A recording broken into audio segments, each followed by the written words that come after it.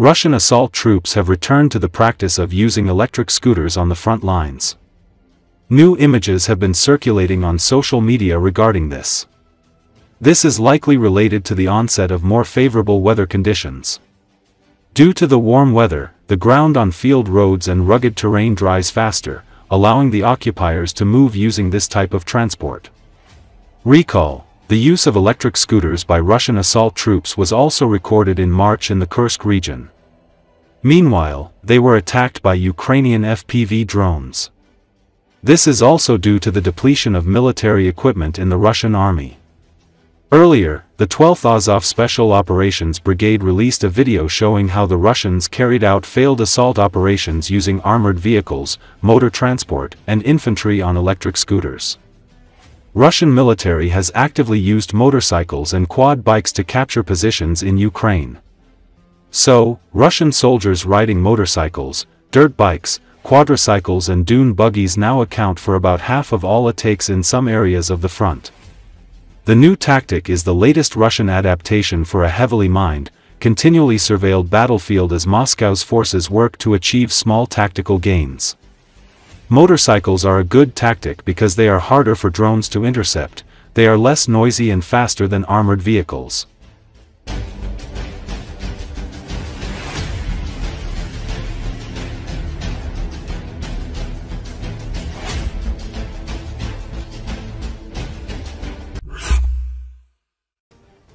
Political scientist, lecturer at the Taras Shevchenko National University of Kiev, Petro Oleszczuk, commented on the situation around the negotiations between the US and Russia. Putin may tactically agree to certain agreements with the United States, but only in order to dive into the opponent to deceive him. Therefore, Putin will simply lead Trump by the nose in order to demonstratively show his weakness. He emphasized in an interview with Glavred. The expert says that Putin will not reach an agreement with the Americans, also because he is convinced that the Americans dream of killing him and thus removing him from power, as they did, for example, with Gaddafi. Putin constantly talks about Gaddafi. It seems that the image of Gaddafi is firmly entrenched in his head, which is what forms Putin's paranoia. Putin blames the United States for what happened to Gaddafi, and he says that Gaddafi believed the Americans, made a deal with them, and this is what happened to him. Therefore, Putin will lead Trump by the nose in order to later make him look like a complete idiot. Oleszczuk added, "It's hard to envisage the Russian president stepping down, but a coup from within the corridors of the Kremlin may force the issue," say other experts.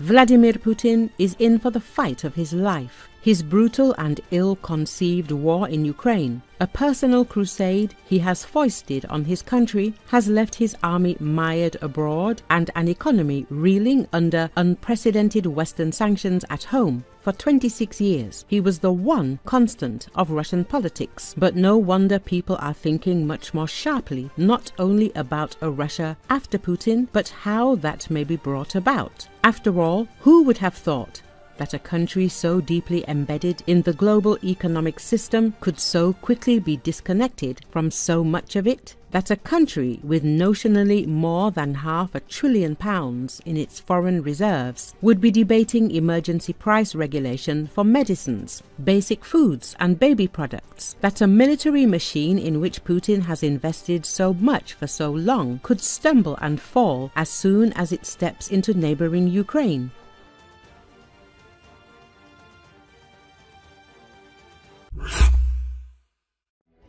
Recently, the invading Russian army carried out a series of massive assault operations. The main focus point were the Kharkiv and Pokrovsk directions.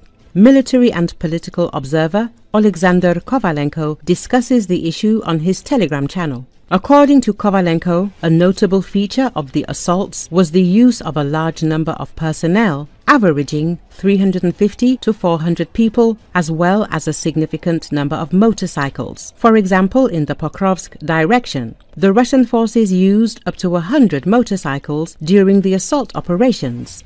Previously, assaults consisted of systematic suicidal raids by small groups of 3 to 4 people, with occasional attacks involving vehicles and troops confined in MT-LB, MBT and other armoured vehicles, as well as civilian vehicles. Such mass assaults using motorcycles had not only been rarely used, they had never been practiced before. When motorcycles became one of the means of transportation for the invading Russian forces, they were used in assaults in small numbers, typically 10 to 20 units. However, the involvement of up to 100 motorcycle assault troops is a unique phenomenon even for this war, which could potentially become a regular tactic. Using motorcycles as assault vehicles may seem surreal, but when the command disregards the lives of its soldiers, even an electric scooter could be considered a substitute for a scarce BTR A2A. Moreover, motorcycles allow for rapid movement over distances, and when the main goal is to secure a specific point on the map, like a bush, crater, small hill, or a battered rural bus stop, they can be quite useful. A large number of such two-wheeled suicide units complicates the work of FPV drones. The fact that our units withstood this test of endurance does not mean that tomorrow or in a few days there will be 200 or 300 motorcyclists with somewhat greater fire support. This tactic once again raises the question of why, when there was such an opportunity, fields and roads along potential Russian forces' advance routes were not turned into a continuous minefield, strung with barbed wire both widthwise and lengthwise and into the 4th dimension. By the way, barbed wire as a hindering element equally affects both infantry and light vehicles, especially something like a motorcycle. Back in 2024, it was clear that anti-infantry obstacles would need to become predominant and literally hypertrophied, as it would be infantry that the Russian army would fight with, turning it into the primary element of their advancement, not tanks or armoured vehicles. In particular, the integrated use of artillery, especially battalion level with cluster munitions, light MLRS, FPV drones detonating in the air with numerous shrapnel elements and other means aimed at area targets rather than individual ones could have impacted the situation. But it is entirely possible that Russian forces will soon transition from mechanized to motorcycle-based units, especially since many of these vehicles are of Chinese production. Chinese companies manufacture a vast number of motorcycles daily. So Russia, which is facing significant problems in producing even these type of transport, will clearly not have a shortage. A threat has emerged. How it will evolve, we will see, Kovalenko concludes.